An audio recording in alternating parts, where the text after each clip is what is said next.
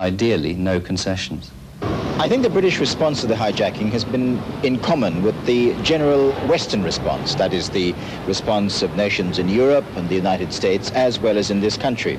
And it is very much that one cannot give in to hijackers. It's a policy which in the British government's case, Mrs. Thatcher has enunciated time and time again.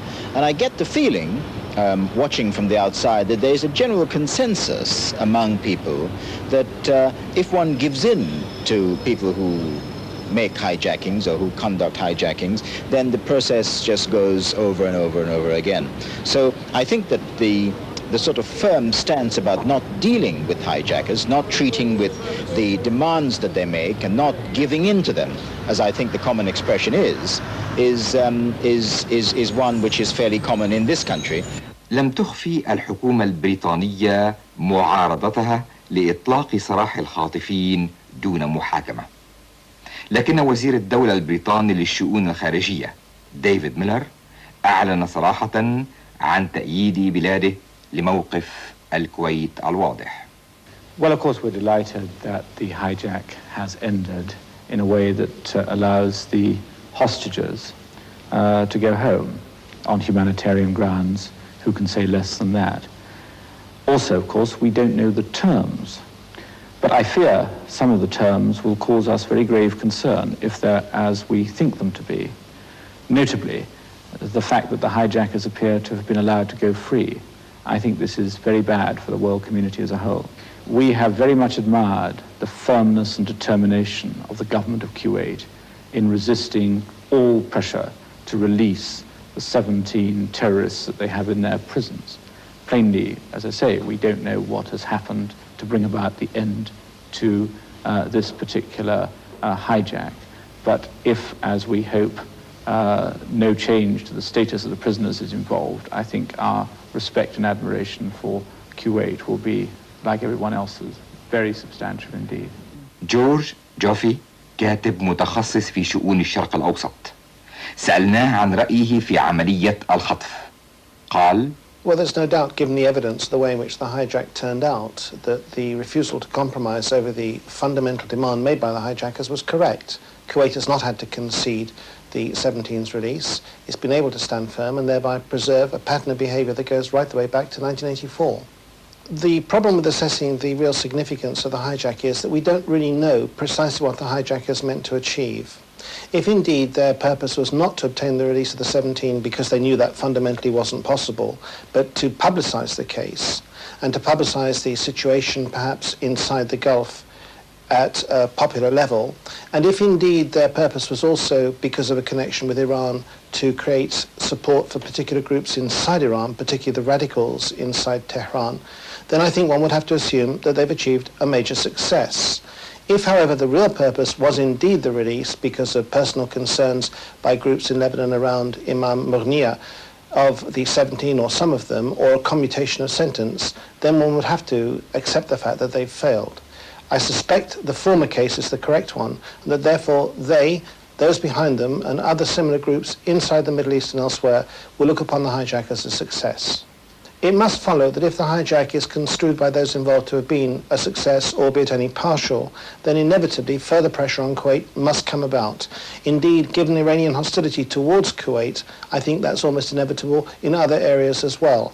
I therefore feel that Kuwait must face up to the fact that there will be further attempts by other groups in the Middle East associated with Ad-Dawa or with Hezbollah towards another attempt, either through hijack or other means of pressures, to obtain a reduction of sentence or a release for the 17 people still held there. I'm certain that Kuwaiti leaders are well aware that Iran is profoundly hostile towards Kuwait and towards the policies that Kuwait has followed, and that the events of the hijack, the way in which it developed, the negotiations that took place, even perhaps the concessions that Kuwait was persuaded to make by Algeria, and we know nothing of those, will only confirm the underlying hostility that Iran feels.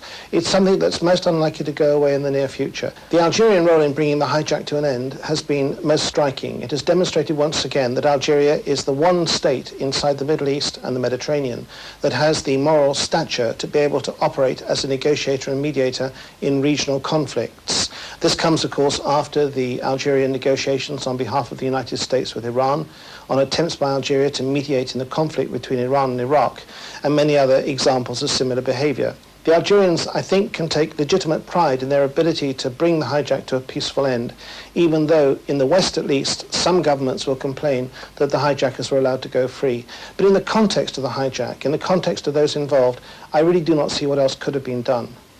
Well, it appears that every hijack that gets into difficulty, they can go to Algiers, where there seems to be every prospect that at the very least they can go away unscathed. Now, many people pay tribute to Algeria's capabilities in these matters, and obviously many will feel it's right that the hijacking was brought to a peaceful conclusion, and I don't underestimate that.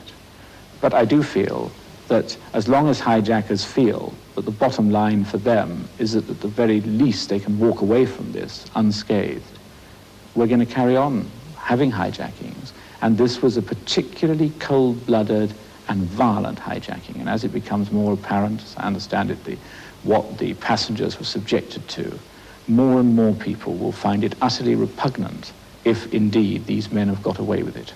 As far as the British government is concerned, the fact that they have been allowed to go free is in itself a strong disadvantage in the procedure followed by Algeria. Once again, I must reiterate that in the circumstances, I fail to see what else the Algerians could really have done, and I think they deserve all credit for the successful negotiation that avoided making the major concession demanded by the hijackers. مارك أبلبي كان أحد المسافرين البريطانيين على متن الطائرة الكويتية المخطوفة، وقد تم الإفراج عنه بعد حوالي 54 ساعة من الاحتجاز، لكنه بقي يتابع عملية الخطف عن كثب. At the time, it was so quick and so sudden, it was such a shock to the system. It didn't actually hit you that it was a hijack. It was almost like watching a film, watching a video. You saw what was going on, but you weren't actually terrified. You're just watching it as if you're watching a movie. And it was almost as exciting as it was terrifying because everyone was running around with hoods and guns. And it was hard to believe that you were actually in any danger. It was just interesting. It wasn't until a couple of hours later that you really began to realise how much danger you're in. And that's when people began to get very scared. I was told by the Kuwaitis that we'd probably be on the 6 or 7 days because one of them had been on the airplane for, been on a hijack 3 years ago, and the last Kuwait plane was hijacked. So he told us, be prepared for a long stay. So when, after 54 hours, they said I could go, I was really quite surprised, and it's a great relief. After being on the plane for 54 hours, I got to know some of the Kuwaitis very well, and it was very distressing knowing that some of them were being on the plane and maybe being tortured. No one really knew what was happening to them. And all I could think about was how terrible it must be and how much it must be distressed and how much worse it was for them than it was for us because we were on such a fraction of the time that they were on. And all the time, as time goes on, it must be getting worse and worse. They're very reassuring, the Kuwaiti passengers, because none of them panicked, and later on I asked them why they were so relaxed, and none of them were really that concerned about them being hijacked. And he told me it's because they weren't really afraid to die, and they're very religious. And in fact, the hijackers allowed them to pray at certain times. So it was nice to see that they weren't as panicked as perhaps us the Europeans were, because it reassured us that everything was going to be okay. The man who had been on the second hijack, he was more relaxed than everyone. It was almost as if he'd hijacked every day of the week. He was completely relaxed, leaning back, looking at the magazine, and looking around, smiling at us, completely unconcerned. It was quite reassuring. سألناه عن شعوره عندما علم بأن مرحلة العذاب قد انتهت بالنسبة للطائرة المخطوفة. It's been terrible. Everyone seems to have thought that it's all over for us, but really, it's almost as if part of you still on the plane, that you can't really relax, you can't sleep at night, and you're always glued to television waiting for the latest news. And when I heard it, they were released this morning, it was such a great relief. It gave a great big sigh, and it was a really nice feeling to know it was all over. So it wasn't really over until everyone was off. Kuwaitis did take the right stand, because I've always been a strong believer not to give in to terrorists, because it just encourages more terrorist attacks. But at the time, when you've actually got a gun pointing at your head, all you're concerned about is your own life, and you feel they've got to give them what they want, because if not, I'm going to be the one that's going to have a bullet through my head. But I think that is a selfish attitude, but you're not actually concerned about that at the time. And now I think they did make the right decision. I think it was right not to give in. هنالك سؤال يطرح دائما خلال كل عملية خطف حول دور الإعلام في تشجيع الخاطفين من خلال تسليط الأضواء عليهم. Well, this is always a difficult question, especially if you ask a media person. We get a lot of mileage by hijacks. We cover hijacks. I know what you're referring to. There is an argument which says that if you don't give these people publicity, they will disappear from the face of the earth. I'm not too sure that this is an argument which you can take too very far. We've seen it used in Northern Ireland, for example, saying that the presence of cameras induces or encourages terrorism. I'm afraid it's been going on for hundreds of years in Northern Ireland, long before ITN or any other television cameras from Britain or the United States or West Germany ever went near the place. So I'm not too sure that starving them of publicity is one way of entirely eradicating the disease, if you like. I think one has to be careful about the way in which one portrays it. And if one looks at what's happening now, for about 5 or 6 days, the hijack was on the front news. It was the headline news on ITN and another other story in Britain.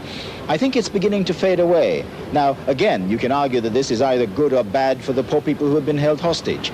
I'm not very sure that we have very much of a choice. We're in the news business, we report what happens without taking a stand and without making a kind of moral or philosophical judgment about whether you can really starve these people of publicity and starve them of any credence by not reporting it. I'm afraid we're in the business of news.